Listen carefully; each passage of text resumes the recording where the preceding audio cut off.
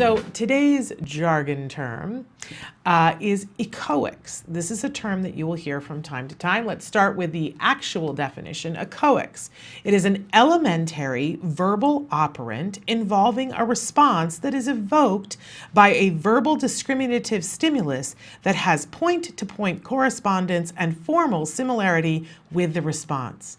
Ladies and gentlemen, this is why we do the jargon of the day, because first day of autism, if you understand this, then it's because you already have a master's degree or a doctorate in psychology. Hello! If you're overwhelmed and underslept, this definition is not going to help you to do anything. This is why we do the jargon of the day. So let's move on to our working definition of echoics.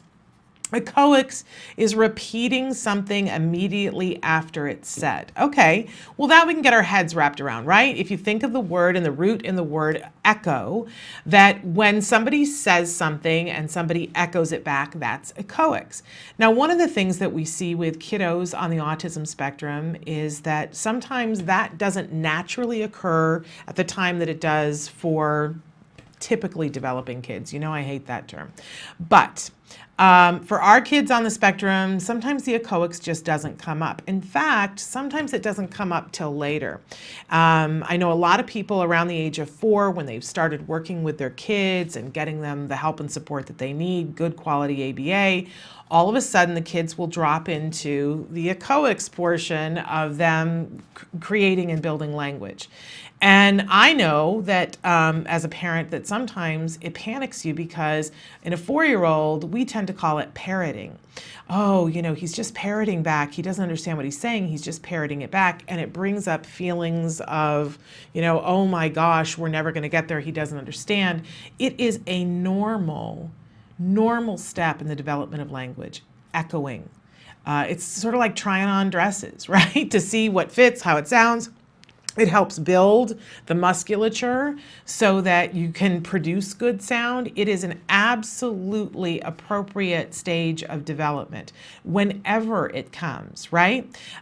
So for those of you whose children are starting to gain language and you're seeing this phase, you know, continue with what you're doing and hopefully you have good quality ABA and good speech therapy support, but know that you're not going, if you have those things, you are not going to stay in that parroting phrase.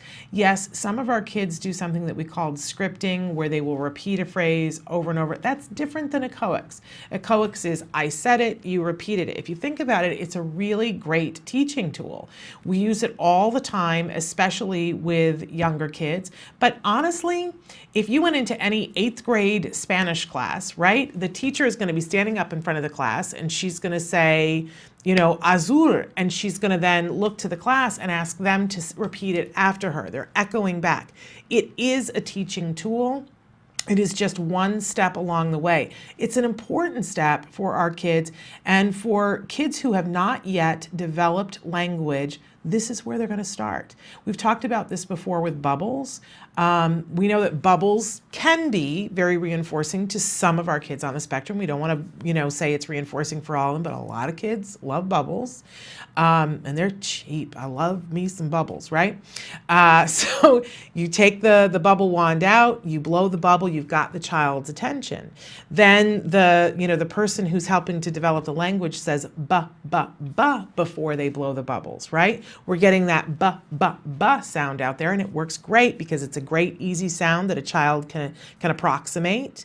And it's the same thing that the word bubble starts with, right? So it's brilliant. You blow the bubble and you're saying ba ba ba, and then eventually you're encouraging the child to say the ba ba ba by waiting. You've built in this experience with the child that they know that the ba ba ba comes and then the bubble gets blown.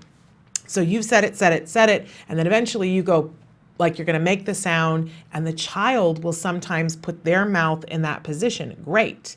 Now we got to get the sound out. Then they make the ba, ba, ba, and as soon as they approximate it, you blow the bubble. They got a reward for echoing your sound, and eventually you shape that up to bub and then bubble. Of course, the child is not going to say perfect bubble, but if they say ba, great, we blow the bubbles, and we work to get closer and closer to that bubble sound. That is just the beginning of building language. Start.